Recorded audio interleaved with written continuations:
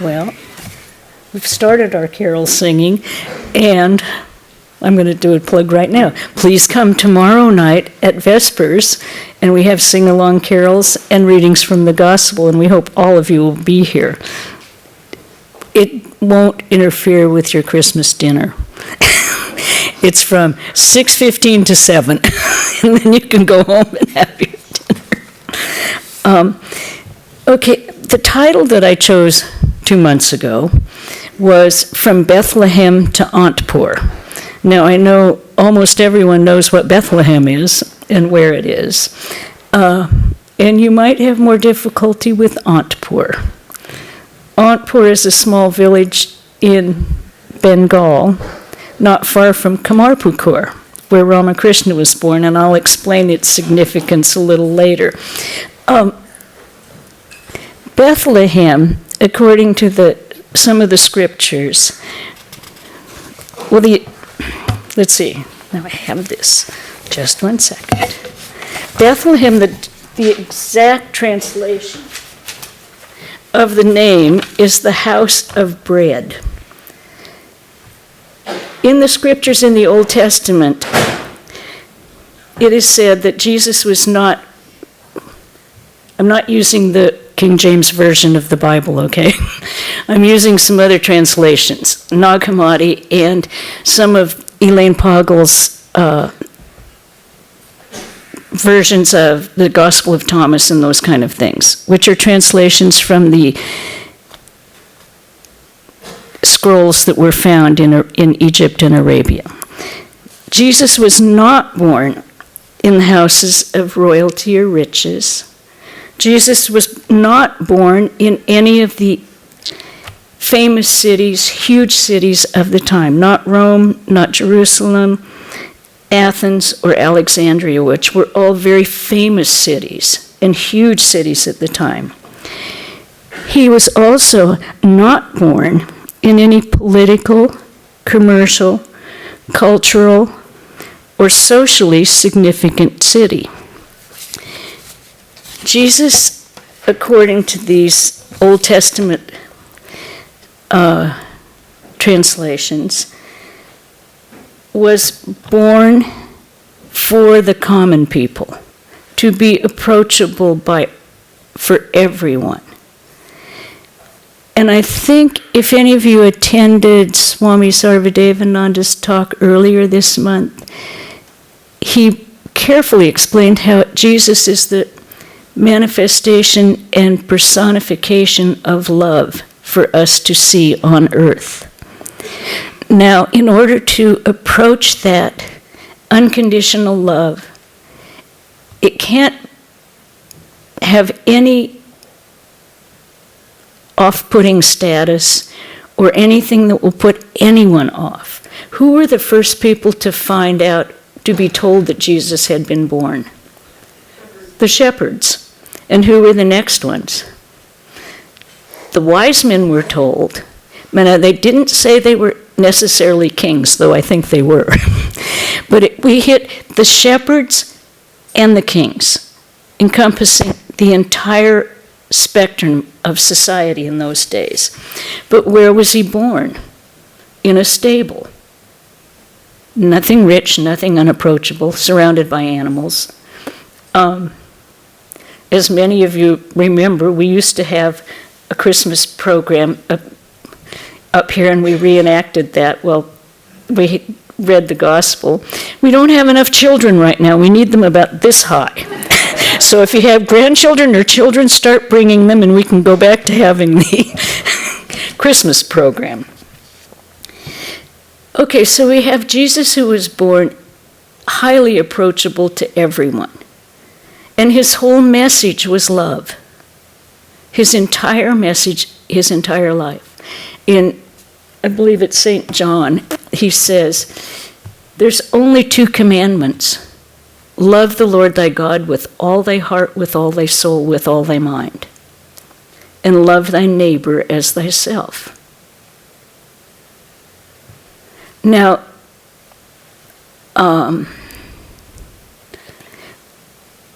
if we try to love the Lord our God with all our heart, how can we not love our neighbor as ourself?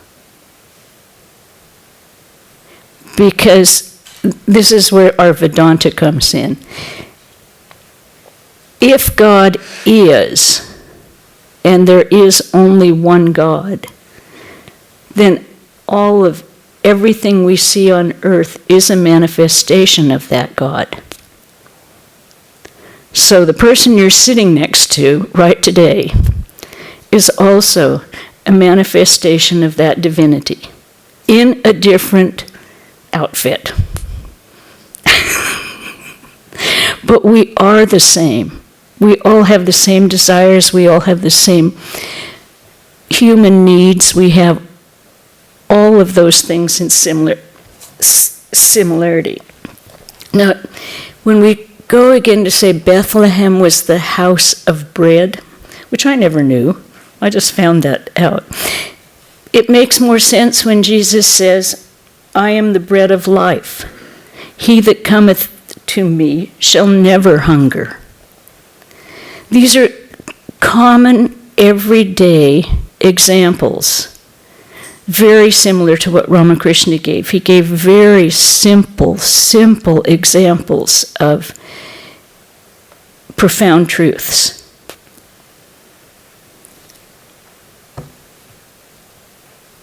Now, why do we then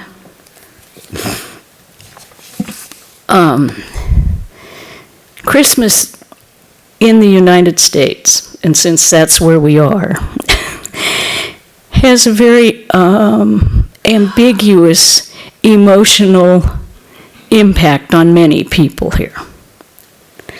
Christmas often brings up memories of our childhood, memories of maybe a television program we saw that said this is the way Christmas should be, and which often didn't match the way it was at home. And so we have these mixed emotions that come. It's a time of great hope, great love, going out to everyone we see. I mean, you notice that people seem to take more time to say hello to others. You smile at more people as you go down the street. There's more activities in the community for us to all take part in that are joyful occurrences.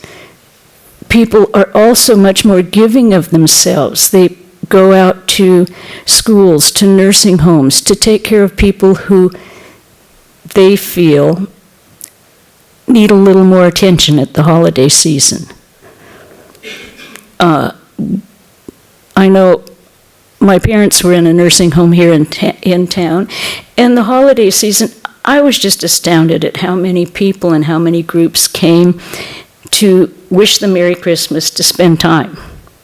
And it was delightful to see that, because that's what Christmas is about. It's about not really thinking of, ooh, well, I would like to have, or what can I do? It's what is there someone who needs my help? Is there someone I can help?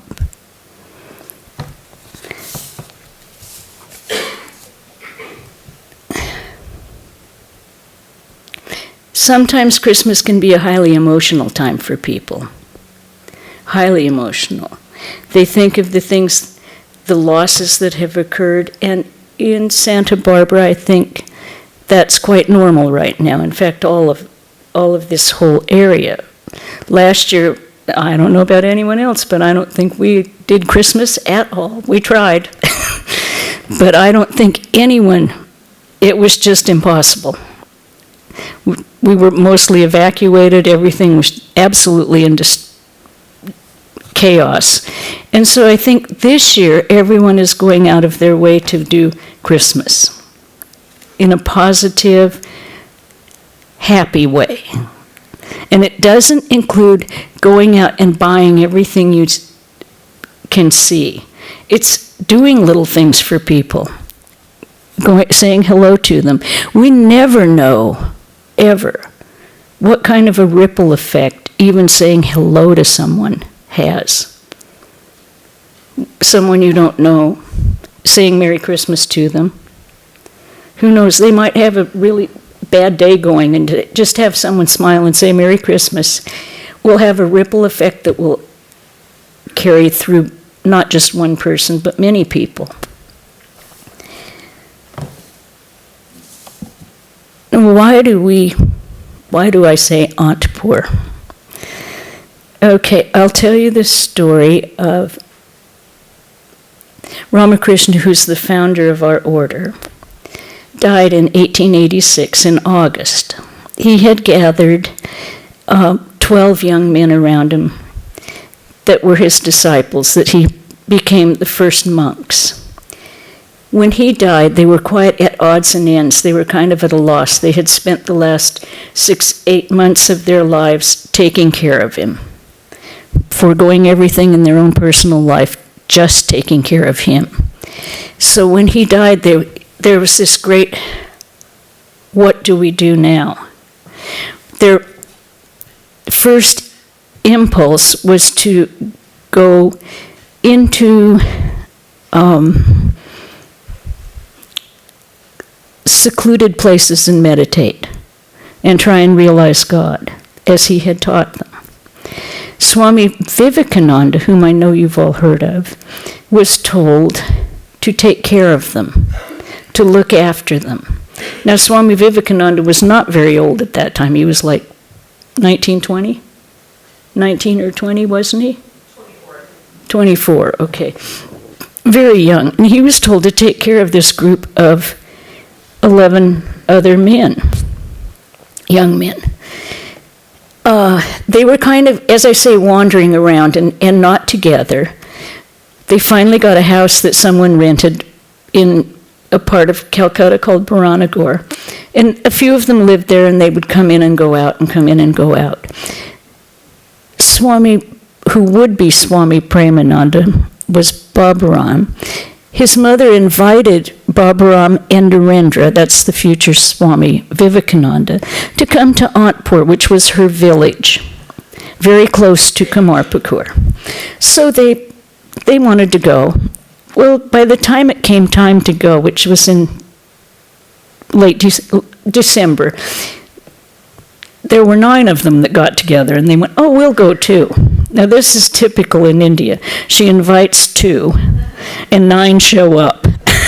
Okay? And she was absolutely ecstatic. These were like her sons had come home. Antpur is a very small village. We visited it in 2010, and it still looks like probably the 1800s. Little dirt paths, overgrown jungle, very, very quiet. So the boys got on the train with musical instruments, and they're playing and singing songs the entire time to Shiva. They arrive in Antpur, and I'm going to read this because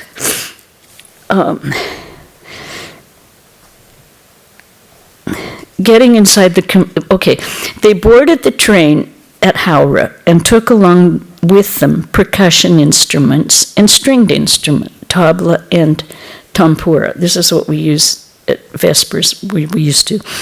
Getting inside the compartment, the group spent the journey with music and made merry all the time. They got off at Haripal and reached Antpur by horse carriage, and it was late evening. Baburam's mother was overjoyed to receive them, treated them as her sons, and made proper arrangements for their food and stay. There was no dearth of men to serve the young men, but his mother took it upon herself to look after them. In the green quietude of the village, the young men, having no thoughts for food or stay, gave their entire concentration to prayer and meditation. Their constant topic of discussion was around Ramakrishna's love, his instructions, his ideal, life and responsibility with which he entrusted them.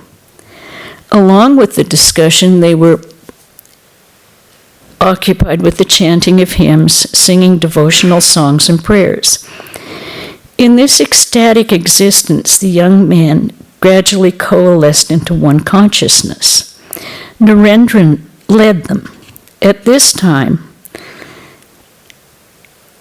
long after the evening, they sat under the open, bright, and starlit sky and lit a fire, concentrating on meditation. After the meditation, they were discussing about God, when Narendra had a rare inspiration and started talking about the life of Jesus, his penance, his sacrifice.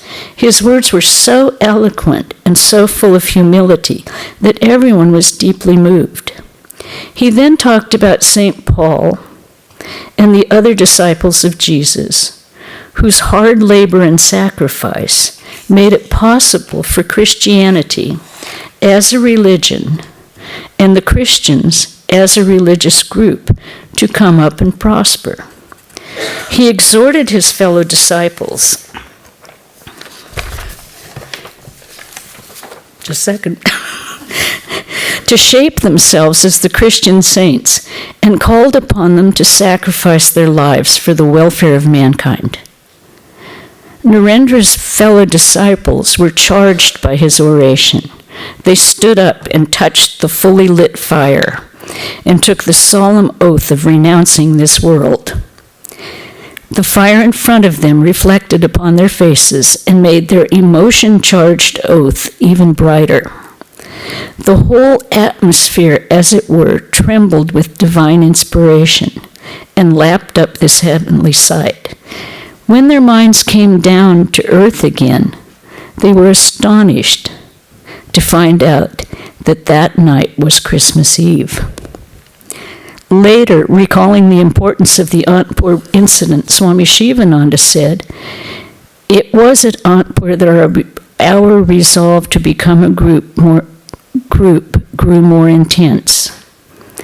Thus, the Ramakrishna monastic order was born, and with the passage of time, it has spread throughout the world." But all of this happened, this great inspiration to them was on Christmas Eve, totally by accident. They had no idea. Ramakrishna had studied Christian religion and realized Christ's divinity. But the young boys, some of them had studied Christianity, but not to that. Narendranath had. And he talked about Christ's idea of love, which was exactly the same as Ramakrishna's. Ramakrishna said that we must love God. We can intellectually study, and we can intellectually gather these philosophy and idea, but until love comes in your heart for that ideal, and it's much easier with a personification. It's a very hard path without that. So we have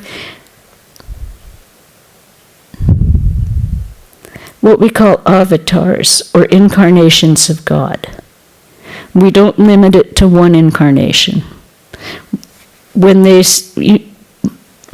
Jesus was an incarnation, many of us have grown up with loving Jesus. We grew up singing, "Jesus loves me, this I know, for the Bible tells me so." And we can still sing it, I think. We have other incarnations of God that we can attach our hearts to. And when we attach our heart to an incarnation of God, everything that we do is no longer work. Because we're doing things for someone we love. And when you're doing something for a person you love, it's not work. You're doing it out of the joy of your heart, which is what Christmas reminds us of every year.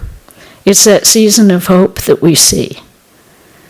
We look at it and the cities decorate themselves, they take time out, they have time for everyone. You celebrate together, and you celebrate in joy. We don't look at we don't take away the negative parts of the world, but we change our emphasis and our attitude. We put our emphasis and our attitude on the positive parts of humanity and the world. It's just like when they say when you take up religious life, be with like-minded people, because it will feed your mind with the thoughts that you're trying to have. Don't go out of your way to find the people who disagree with you. So at Christmas, it is a season of hope. It's a season of renewal. We celebrate the birth of Jesus. We also celebrate the founding of the order, the birth of the order. But it's part of the whole renewal of life. And in concentrating on the positive parts of it, we don't get rid of the negative. I think at Christmas we also look at what we can, first of all, if we can help, and what can we do, and how much can we do. Now, I'm not going to solve Syria from Santa Barbara. I just can't do it. But we can help people right here in Santa Barbara. There's so many things we can do to alleviate negative parts of people's lives. And I know you all know them. We all know them. Our city is extremely active and proactive in helping.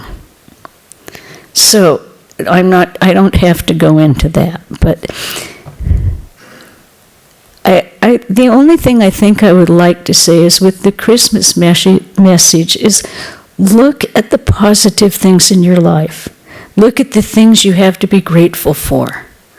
Look at the things that make your heart happy. Think of the people that you love. Think of the people that, and these things expand your heart. They expand your heart, and an expansive heart is inclusive. And I think we all feel better when we're in that state. I do. We can't. If we make it a habit,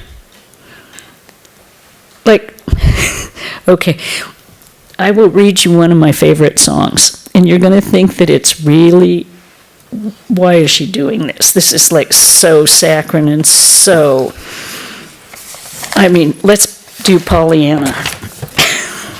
Okay? This is a song that was written when the United States was going through humongous difficulties. We had Martin Luther King, we had Vietnam War, we had women's lib, we have everything going wrong in our country at this time. And a couple of songwriters wrote this song for Louis Armstrong because they felt that Louis Armstrong was someone who could bridge the gap and bring races together and heal things. So it was sung throughout Vietnam. And I think you all know what it is.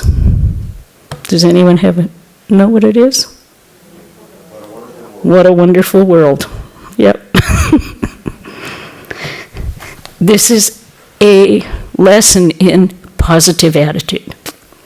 I see trees of green and red roses too. I see them bloom for me and you. And I think to myself, what a wonderful world. I see skies of blue and clouds of white, the bright, blessed day and the dark, sacred night.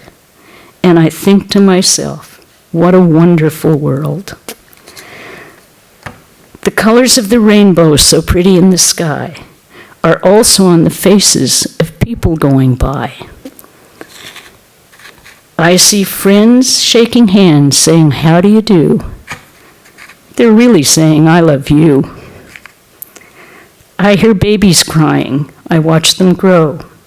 They'll learn much more than I'll ever know. And I think to myself, what a wonderful world. Yes, I think to myself, what a wonderful world. Now, if we could put this into practice every day, because I walked up today and I looked outside and I saw one of the most gorgeous days I've seen this year, right? Sure, there's stuff going on in the world that's totally negative and totally, but what are we experiencing right now? It's also part of the living in the now. The Buddhist thing of living in the moment. We can't take care of the future. We can't take care of the past. All we have is now. And is now good? Without putting all the thoughts of what might or what did, but is now okay? That's all we're going to think about is just this minute.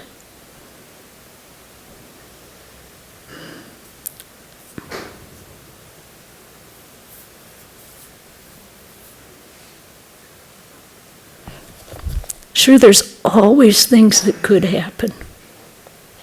And there's always things that did happen. But the past is gone. And nothing we do is going to change it. All we can do is change our attitude about it.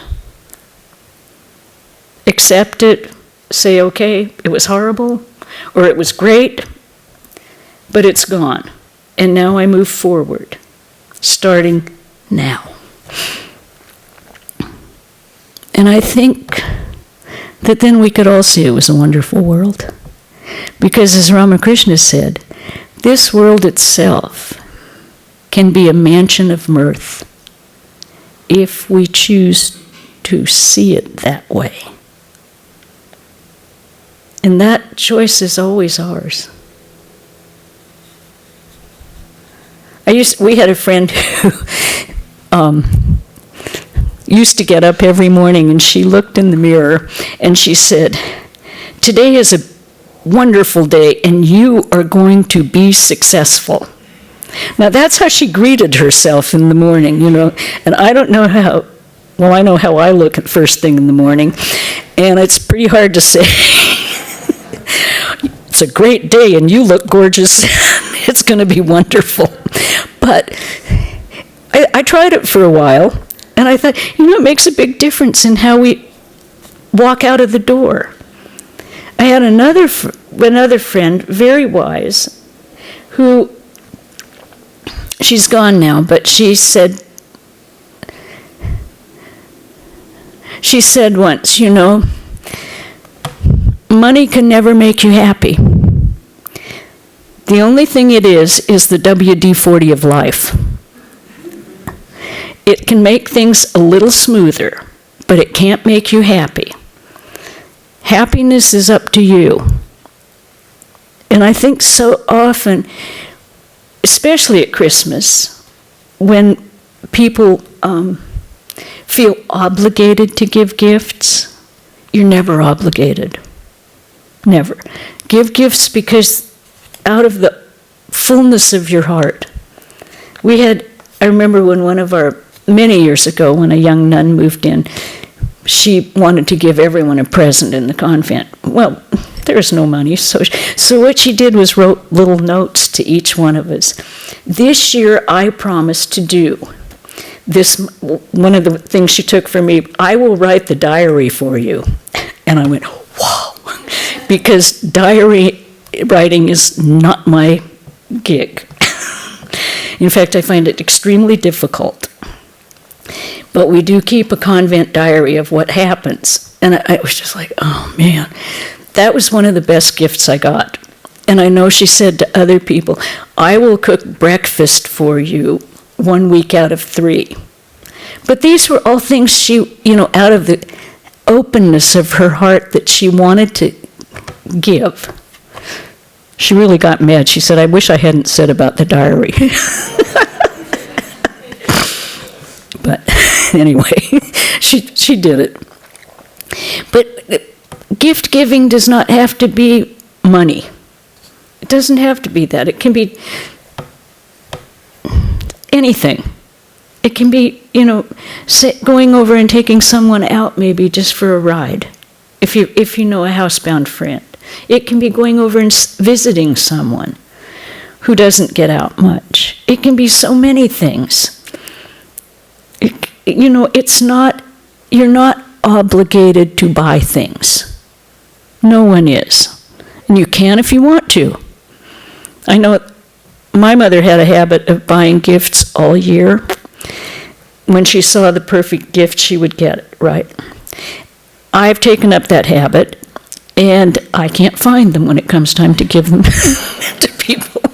I have put them in very secure places, and I can't find them.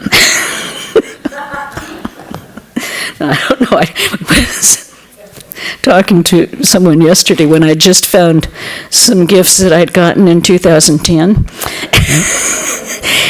And he said, I do the same thing. I stick them up in closets, and I can't find them. Someone's going to find a whole bunch of stuff when I die. But I think what we have to remember is the joy of this season, the joy and the love that we all share for each other. And I know we do share this love and joy because, you're here, we're here, you have been here for years, many of you. And it is out of love of each other that we maintain this. So we're going to end early today. And if anyone would like to add things that they feel makes Christmas their special time.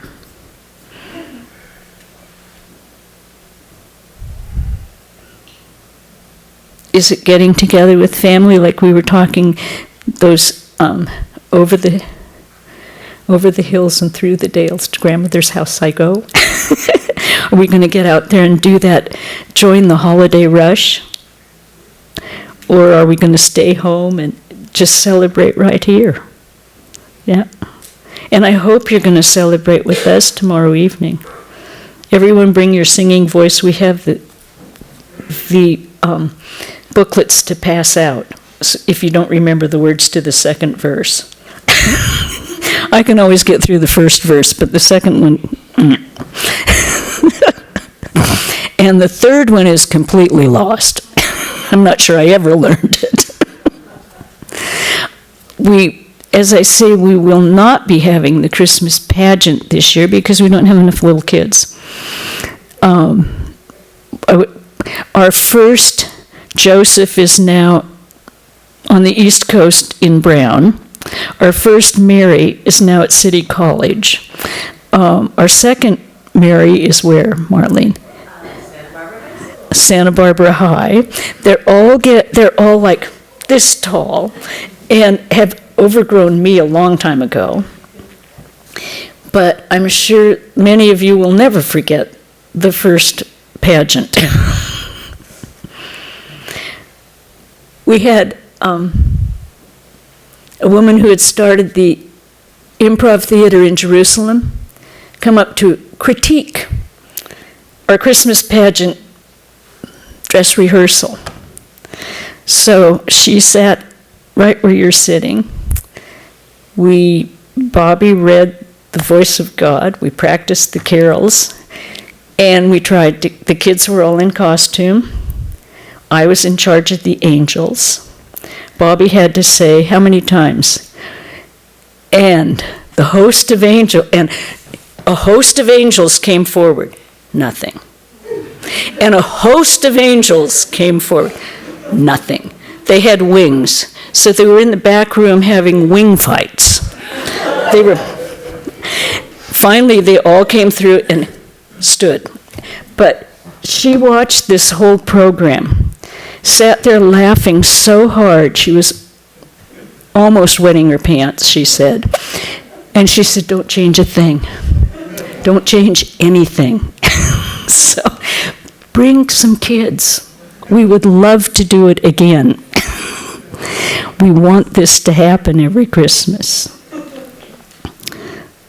Don't any of you have grandkids or kids that you can bring for at least a month ahead of Christmas? I mean, ours are just too old now. They're sophisticated ladies and gentlemen.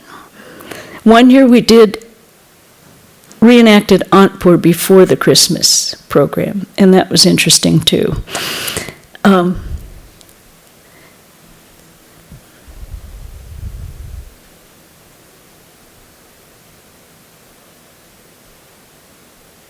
I do want to wish you all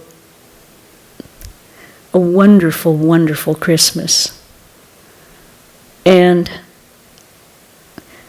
the best in the new year. Because I think we have put in our 2018 was enough. And it may not be. We may have to go through more things, but with the right attitude. And I think even 2018, we all had the pretty good attitude about it, the thing. It was helping each other, helping everyone get through everything that we were going through. And as long as we can remember that, we're in pretty good shape. And we can see the blue skies, and the white clouds, the red roses, all of those beautiful things that happen in our lives. So, I'm going to stop, and I'm going to wish you all a Merry Christmas.